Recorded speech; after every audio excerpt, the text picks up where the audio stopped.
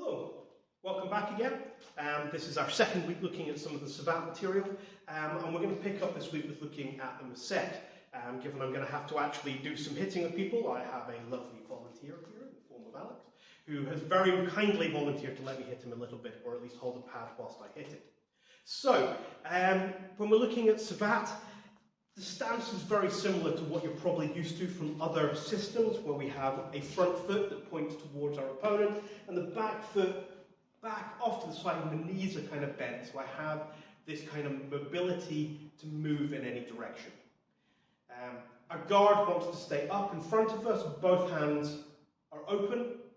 As I explained last week, we don't really use the closed fist so much, so my guard ends up being kind of out here, ready to deal with stuff, and very much forming a barrier for my opponent getting in at me. So from here, Alex, if I can have a pad, I'm going to look at a Musette. And the idea of this is to drive the heel of my hand into my opponent here.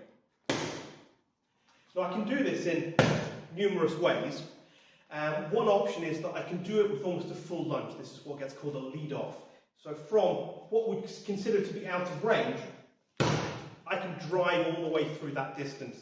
So whilst he thinks he's quite safe, or potentially whilst he's closing on me to actually start the fight, or maybe I've been dealing with somebody over here and I can see his mate approaching out the corner, I have that ability when they think they're safe, they think they're out of range, drive in and get that lead-off hit straight in there.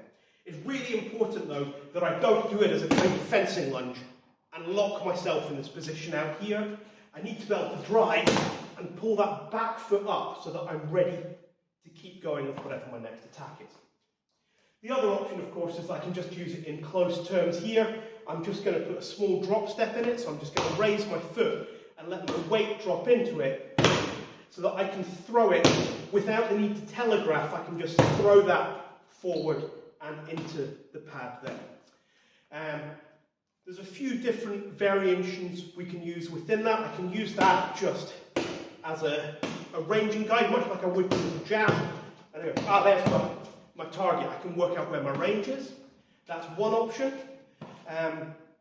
Another option is that I can use it to set up the second attack straight away. So when I throw this one, I actually pull this shoulder right the way back, so that this hand is ready for the second Musette, driving through. Much like a straight cross combination that you would get. This particular motion comes actually from Monterey boxing, from the pugilism side of what we do, but it still gives that very nice 1-2 combo attack that lands with quite solid hits. Right, so now you've got an idea of what the technique is, let's have a look at a bit how it's used. So I'm going to steal that off you if that's alright. Can I get you to go into just like a normal guard here? So if I'm going to start striking my opponent, there's a few things we need to be aware of.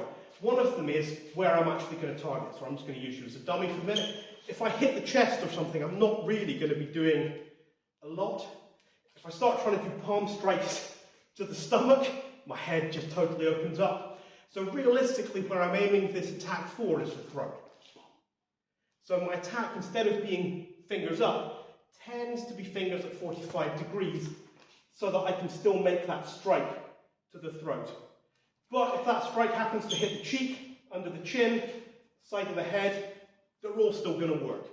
Nose, that's another great one. But yeah, if you smack somebody in the centre of the face and the nose, they're pretty much going to be trying to clear snot out their eyes for the next 5 minutes anyway, so that all works. So those are my kind of target areas that I'm looking for, so if you get the guard up. The other advantage about it is because it comes from a low angle and comes up. If somebody's in a more kind of traditional modern boxing guard, where you're kind of right up here, it actually slides between that area that's covered. So it isn't covered by that natural guard, which works really well against a lot of these attacks. The Musette just kind of slides between them. The other thing is, because it comes from lower, it is possible that it's not seen until the last minute when I'm going to make contact with my opponent. But I can use this in multiple ways. So as I said, I can use it as a rangefinder, because if I'm just making contact with the forearm, there's no point throwing this technique, I can't land it. So I might throw one until I get the range that I need to know that when I throw my more powerful strike, I'm actually going to make contact. It might be that his guard's really good and I need to get round that guard, so perhaps what I'm going to do is move out to the side a little, and use that Musette actually across his guard, just to pull his guard out of line so that I can actually strike through. If I turn Alex around just to have some better visibility there. So if we're here, Alex's guard was in the way. If I step off line with Musette across the guard, then I kind of throw gum in that machine. Make it very difficult for him to actually recover before I actually get my strike in coming over the top here. So the Musette very much fills that same position as a jab, and I can use it exactly the same way. If I close my fist, there's nothing to stop me delivering that as a punch in here. There's nothing to stop me stepping off line and delivering it here and delivering closed hand strikes. So although we think of Savate as being open-handed, we always encourage people to practice open-handed and closed-handed and use whichever one works for you. So that's the Musette. It's quite a simple little technique with those palm strikes. It can come in with quite a lot of force once you've developed some practice in it, and really forms one of the basic techniques that we use in terms of hand strikes. So next week we're going to move on and we're going to have a look at the equivalent of what we think of as the hook. We're going to have a much more sweepy hand technique that's called BAF, but we'll pick that up next week. So until then, take care and I'll catch you next time.